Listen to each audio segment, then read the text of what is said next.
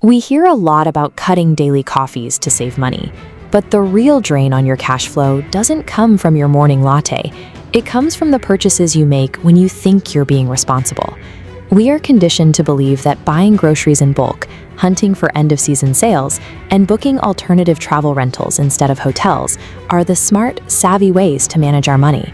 Yet, if you look closely, following all of these standard best practices often leaves people feeling strapped for cash and overwhelmed by boxes of things they rarely touch. The problem comes down to perceived value. When a marketing pitch highlights a massive discount or a lower cost per unit, the math makes perfect sense on paper. You feel like you're keeping money in your pocket. But that math falls apart when you factor in actual utilized value. This measures the practical reality of how often you use what you bought, minus the hidden fees, the maintenance, and the inevitable waste. This chart shows where our money gets stuck. It compares perceived savings on the x-axis against actual utilization on the y-axis. The bottom right is the danger zone. Habits like bulk hauls and clearance sales sit here. High perceived savings, but extremely low utilization. To reclaim your liquid cash flow, you have to stop funding the marketing promise and start measuring the practical reality of your utilization. Category 1 is the illusion of savings. Take consumer grocery logic. Buying 2 dozen eggs and multiple cartons of milk at a warehouse club lowers your cost per unit. The math tells you you're being highly efficient. The practical reality is that unless your household consumes at an industrial volume, that food goes bad before you can finish it. This table shows how food waste destroys that mathematical efficiency. The promise is a low unit cost up front, but the reality is that the absolute dollars wasted on spoilage completely wipe out your initial discount. You are trading your absolute upfront cash for an illusion of efficiency. You are paying extra money today for the privilege of throwing food away next week. The same dynamic applies to clearance sales. You see a sign offering 60% off, and suddenly you're walking out with bags of items you had absolutely zero intention of buying when you woke up that morning. Getting a receipt that says you saved $600 on an unplanned $300 purchase is a brilliant marketing tactic, but it's terrible personal finance. You didn't save $600. You lost $300 in liquid cash for zero planned utility. Then there is the auto-renew trap, specifically with car insurance. Americans generate a $37 billion loyalty tax simply by letting their policies renew out of pure inertia. Even if your daily commute drops significantly, skipping a comparison check means you are statistically overpaying by an average of $330 every single year.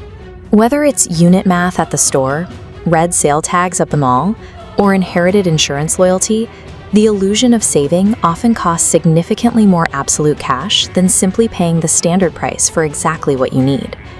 Category number 2 is the aspirational trap. This is when we buy a stack of heavy nonfiction books we swear we'll read, or a cowboy hat for a single weekend rodeo. These purchases usually see one use or none at all. After that, they immediately transition from a functional item into physical clutter taking up space in your home. This formula illustrates the true weight of aspirational goods. Dividing total retail price by a decreasing number of uses gives an exponentially high cost per use. You trade heavy liquid capital for terrible utility, while losing your living space to store it. Digital aspirations function exactly the same way. You sign up for an $83 a month premium cable package with the intention of catching a highly specific seasonal sport.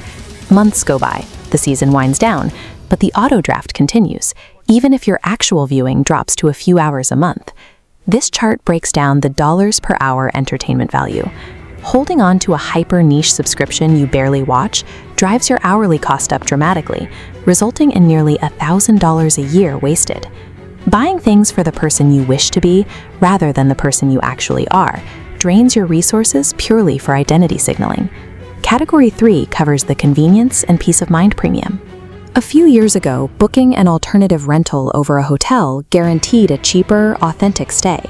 The modern reality of these platforms is very different.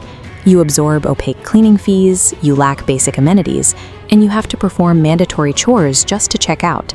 You pay hotel equivalent rates, but you sacrifice the automated convenience, daily service, and transferable loyalty points that hotels actually provide.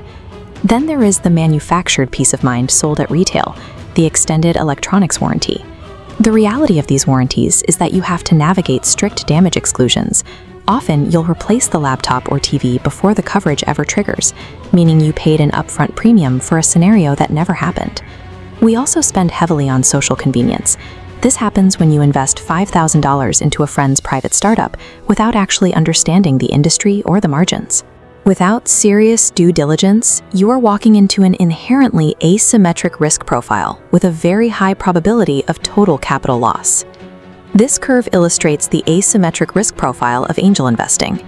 The massive spike on the left is the total loss category, compared to the tiny sliver of a home run on the right. Maintaining social capital with your peers through blind investments actively destroys your baseline wealth.